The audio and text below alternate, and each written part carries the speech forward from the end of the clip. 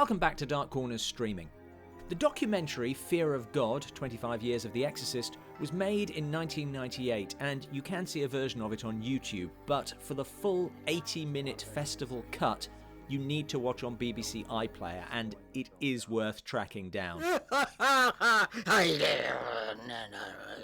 isn't hard. Presented by the UK's most popular film reviewer and Exorcist superfan, Mark Kermode, this is as good a documentary as you will ever see on a single film.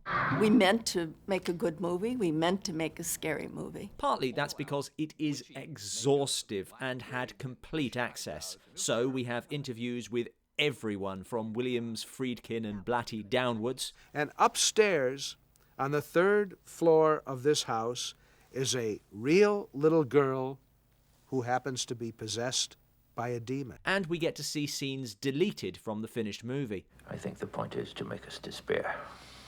As a making of, this is superbly detailed, right from the origins of Blatty's book. It goes through casting. There were hundreds, if not thousands, of young women looked at for the part of Reagan. Behind-the-scenes snippets. This is the Ron Nagel, Hamsters in the Cage, track 2. The creation of that shot.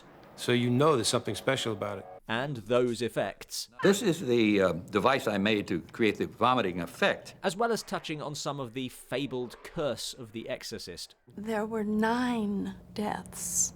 In my 32 years of making films, I've never had a set burned down.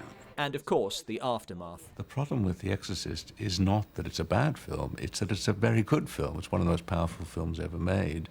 And it's its power that's the problem on video. But, as I've said before, what makes a really great documentary is a story, and this feels like a director's journey. And I wanted Billy Friedkin. In fact, a director's battle. Though it never telegraphs it, this feels like William Friedkin versus the world, the studio, God, and at times his own cast and crew.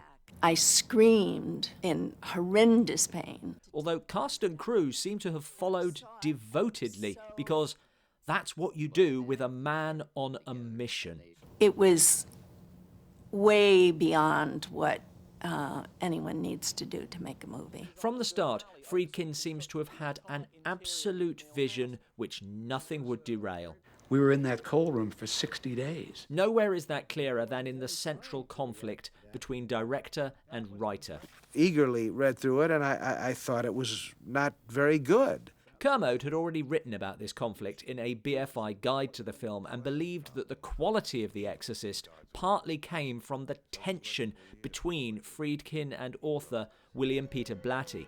Many people, to this day, interpret The Exorcist as a downer. A conflict which is captured in the documentary. That's always bothered you. I've always rejoiced in it. Better yet, and something Kermode couldn't have planned, the documentary captures a moment of inspiration, as if the pair are still striving for that perfect vision of the film. I've just thought of how I should have written it, Bill. You only have to glance at YouTube to know that making a documentary about films is easy. I speak as one who knows. Making a good one with something original to say is hard. But a great one, a documentary where even people who don't like the film will be fascinated, that really takes something special. Fear of God is a perfect storm because the people who made The Exorcist were so passionate about it, sometimes to the point of insanity. And he shot his shotgun this close to my head.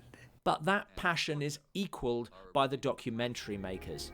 This is great filmmaking about great filmmaking.